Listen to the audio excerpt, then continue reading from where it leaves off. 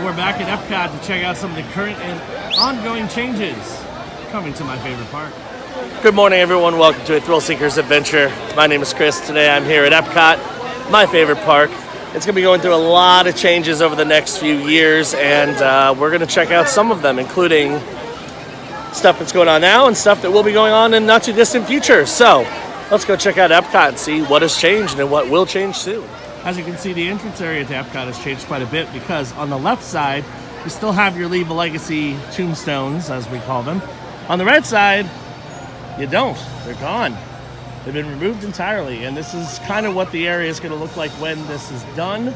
They're going to be doing some more changes to the main entrance area, but for now, at least we won't have the Leave a Legacy tombstones anymore. So the entrance is going to look very different very, very soon. And of course, this fountain area is also going to include some changes, including the return of the crystal. They used to be there back in the 80s. So this area is going to look really nice when it's all said and done. All right, so this section is the part that's going to have the biggest changes in the next few weeks or months. In September, basically this entire center of Epcot is going to be demolished. All of Innovations West, gone. Starbucks, gone. Club Cool, oh Club Cool, gone. Penn Center, gone. Fountain, gone. All of it gone. Mouse Gear and Electric Umbrella will still be here, but they're going to be closed and altered. So lots of stuff coming. Lots of changes, and this whole center is going to look very different in the coming years. So if you like how Epcot looks now, I'd get here because it's not going to look this way for too much longer. As we gaze onto the Fountain of Nations, historic piece of Epcot history. It's sad to see it go, but at the same time, you got to change things up. And I think they can do some great stuff in that spot. So we'll see what the future holds. One of the locations that I'm going to be the saddest about losing with this big change is going to be Club Cool. Get some free international Coke products. Let's go check it out. It's not nearly as exciting as the Coke store over at Disney Springs, but they've got some cool Coke memorabilia. And then, of course, free international Coke. It looks like they're out of Beverly, like entirely, which that's going to make a lot of people sad, but they have a lot of other sodas, including the best one, which is the Melon Frosty, so I'm going to enjoy a glass of that. All right, we're heading to the land, see what's new, and maybe ride a ride or two. Let's do it. So this is new since our last update. They curtained off the Land Theater and put up a poster for the new show called Awesome Planet, coming in January of 2019, replacing Circle of Life. So new stuff coming to the land early next year.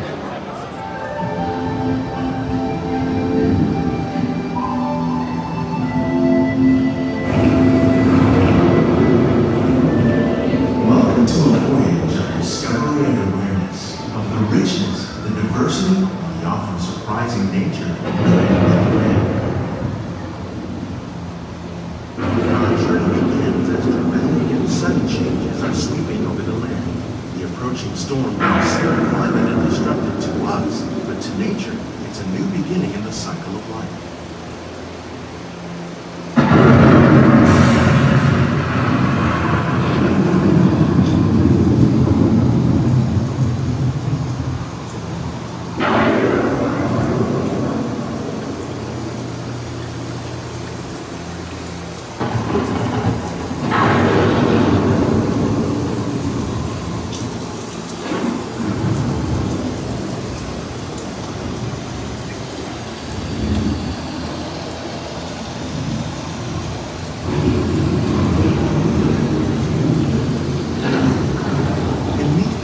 Of the land, roots trap water from the flowing mud, extracting precious nutrients and minerals.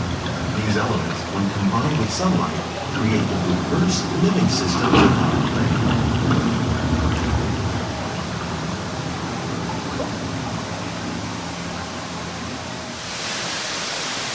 One of those living systems is the rainforest, home to the most amazing concentration of life on our planet. These dense and beautiful forests cover only a tiny portion of the Earth's surface, but they contain more than half of its plant and animal species. Rainforests are also extremely rich in productive living systems, providing us with oxygen, food, medicine, and other elements essential to our lives.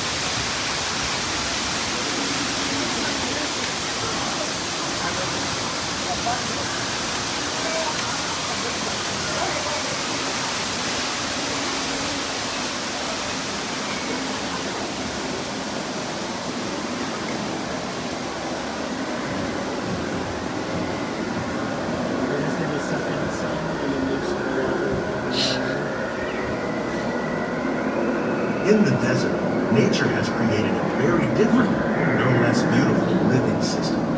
And while this arid landscape may seem lifeless, it is very much alive. The plants and animals that have learned to survive in these harsh conditions make use of what little water they can find and avoid the scorching rays of the relentless sun.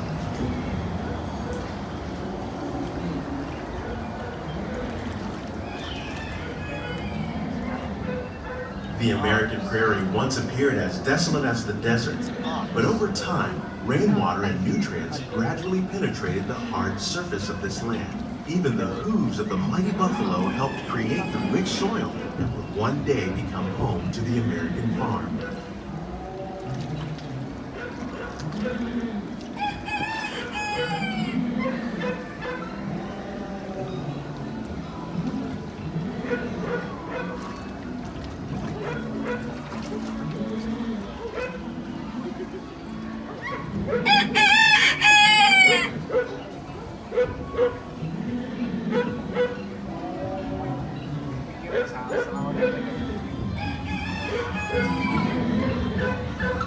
Of all the forces at work on the land, humans have had one of the most profound effects. The need to produce food for a growing world led to the enormous use and sometimes overuse of the land. In our search for more efficient ways to grow food, we often fail to realize the impact of our methods.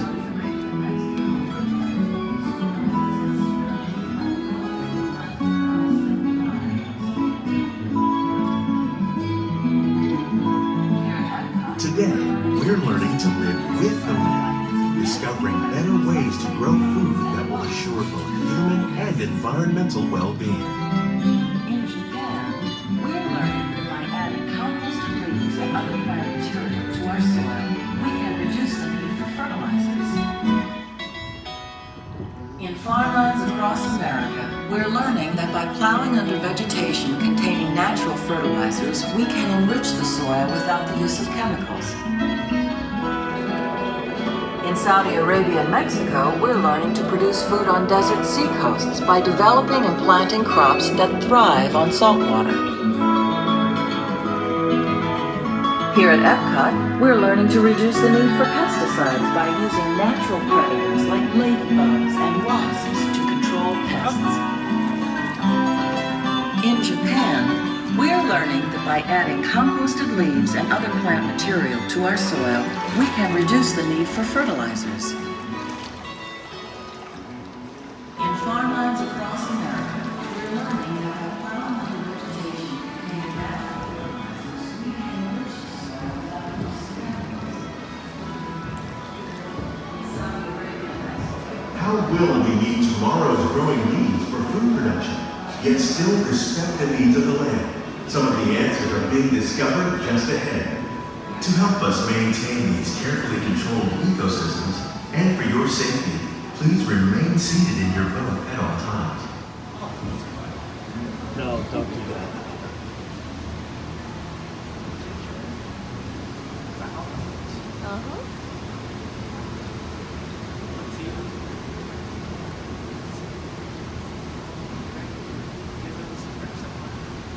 Welcome to our living laboratories, where scientists from Epcot and the U.S. Department of Agriculture are exploring innovative ways to produce bountiful harvests now and into the future.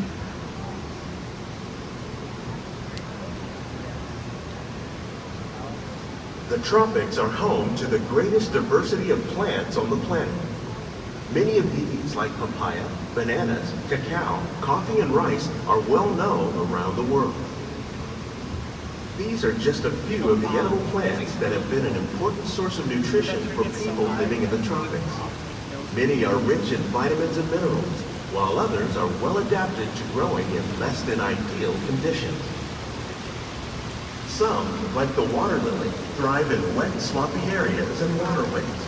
All parts of this plant, even the flower petals, are edible. The starchy root of the plant has long been used to make flour for baking.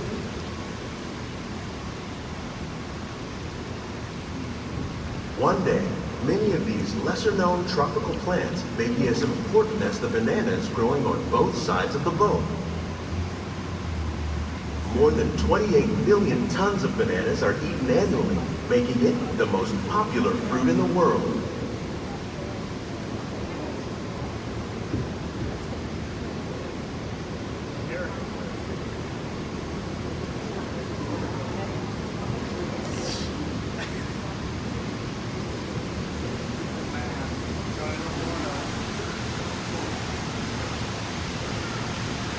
Whoa, the hell.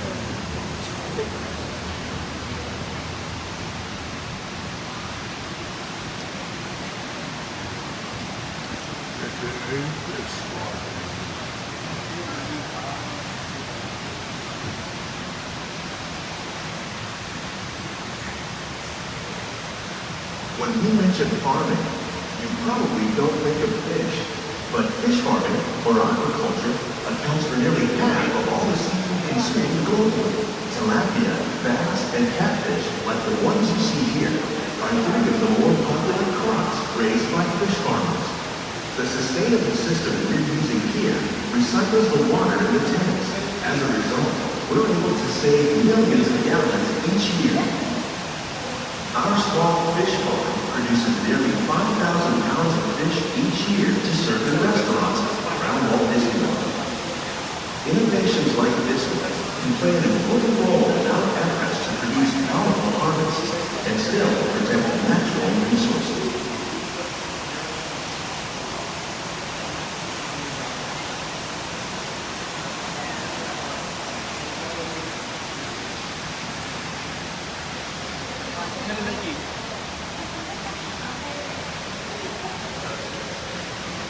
Really big shrimp. Yep. They've got several.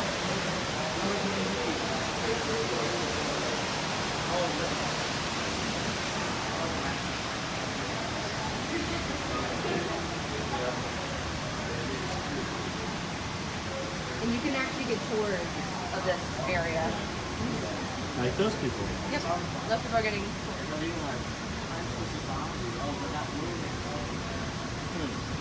So babe, you want to pick some cotton? While there are more than 50,000 edible plant species in the world, most of us are only familiar with the handful that make up our everyday diet. The common grains growing here, wheat, maize, sorghum, and millet, plus rice, account for nearly 2/3 of our global food consumption. Learning how to increase yields of these staples is an important goal of research around the world. Have you held raw Look, coffee? pomegranate. Huh? Coffee? Yeah. Have you held raw coffee? Covfefe. I thought you were going to say transplanting in progress. That's my favorite. Fig. Oh, is that a tour? Yeah. Yeah, there's figs right there. Sunflower. Dude, look, it's Minecraft wheat. Agave. Mickey.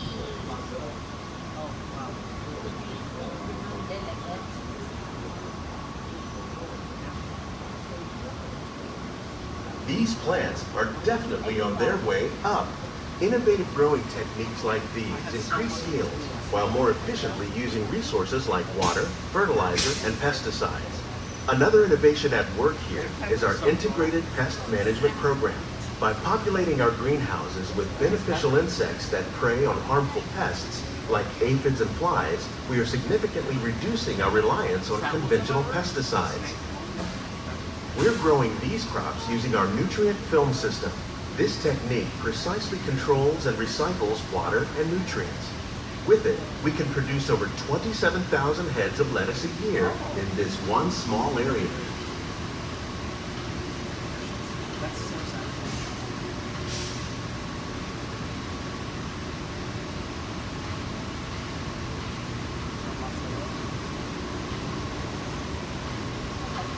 Oh, no strawberries.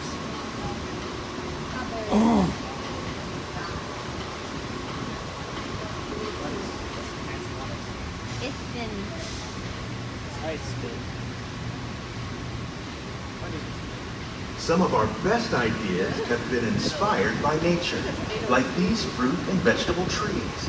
By growing these ground plants vertically, we can increase yields and better control diseases. These crops taste as good as they look. In fact, we serve more than 15 tons of produce from our greenhouses in restaurants here at the land every year.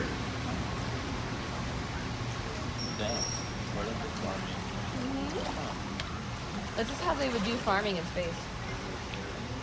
Actually.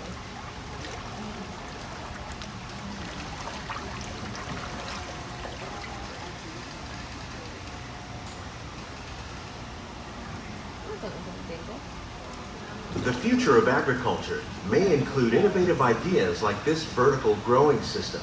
Plants grown in this way use a fraction of the space required by traditional growing methods. That saves water and increases production. The aquaponics system on your left combines hydroponics with aquaculture.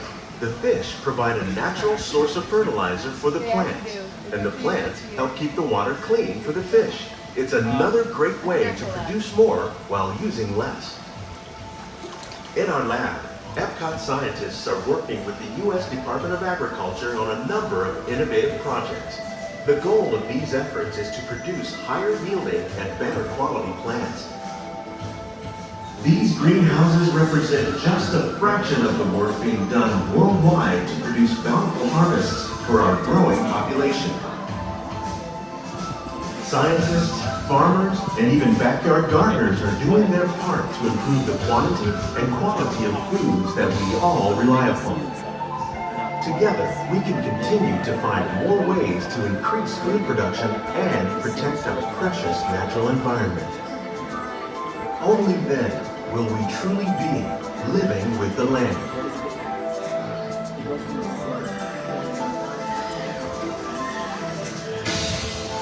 On behalf of Walt Disney World, we hope you've enjoyed this unique journey through our living laboratories. If you'd like a closer look, then check out the Behind the Scenes walking tour. It's a chance for the whole family to get up close and personal with the plants and growing techniques in our laboratories. Please keep your hands and feet inside the boat and remain seated until the boat comes to a complete stop.